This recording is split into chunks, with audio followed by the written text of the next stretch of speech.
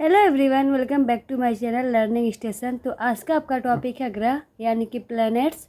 तो जैसा कि आपको पता है कि हम एनसीईआरटी कवर कर रहे हैं। इसके पहले हम कई सारे टॉपिक कर चुके हैं। अगर आपने उन वीडियोस को नहीं देखा है तो चैनल पे विजिट करके एक बार उन वीडियोस को ज़रूर देखिए ताकि आपकी एनसीईआरटी क्लियर हो जाए। तो चलिए शुरू करते हैं आज का टॉपिक आपका ग्रह। तो चलिए करते हैं स्टार्ट। देखिए, हमारे सौर मंडल में 8 ग्रह हैं। हमारे सौर मंडल में कुल कितने ग्रह हैं? 8 ग्रह हैं। जैसे सूर्य से दूरी के अनुसार वे हैं। कैसे हैं? सूर्य के बाद क्या आता है? सूर्य के सबसे नज़दीक ग्रह है बुध, बुध के बाद शुक्र, शुक्र के बाद पृथ्वी, दिन उसके बाद मंगल, मंगल के बाद है आपका बृहस्पति, शनि, यूरेनस और नेपच्यून। ये क्रम वाइज हैं, सीरियल वाइज है। आप इनको याद कर लीजिएगा जो कि पेपर में बहुत ही आपके काम आने वाले हैं। एक बार और मैं रिपीट कर देती हूँ।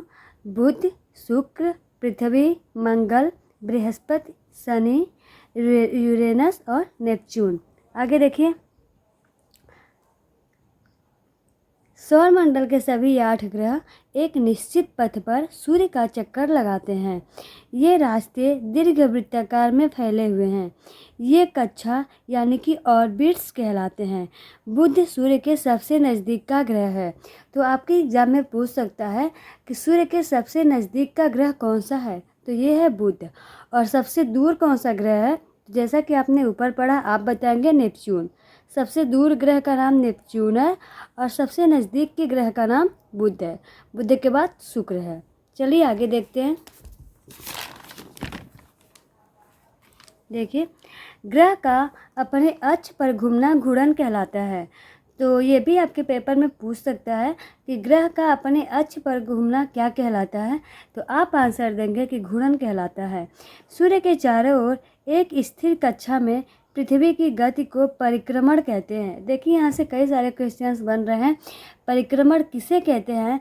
तो आप बताएंगे सूर्य के चारों ओर एक स्थिर कक्षा में पृथ्वी की गति को परिक्रमण कहते हैं। पृथ्वी का अक्ष खगोलीय पिंड तथा प्लूटो बौने ग्रह कहे जाते हैं। तो प्लूटो यानी कि बौने ग्रह किससे कहे जाते हैं? तो ये सारे क्वेश्चंस आपने देखा होगा कि कई सारे क्वेश्चंस इस थ्योरी में से बन रहे हैं। आगे देखिए, शुक्र एवं यूरेनस को छोड़कर सभी ग्रह घड़ी की सुई के विपरीत दिशा में परिभ्रमण करते हैं। इन दोनों ग्रहों की परिभ्रमण की दिशा घड़ी की सुई की दिशा में होती है। तो ये रहा आज का आपका टॉपिक ग्रह। आई होप ये टॉपिक आपका क्लियर हो गया होगा। देखिए, अगर आपको सीटेट क्लियर करना है तो सबसे पहले आपको थ्योरी ही कवर करनी पड़ेगी।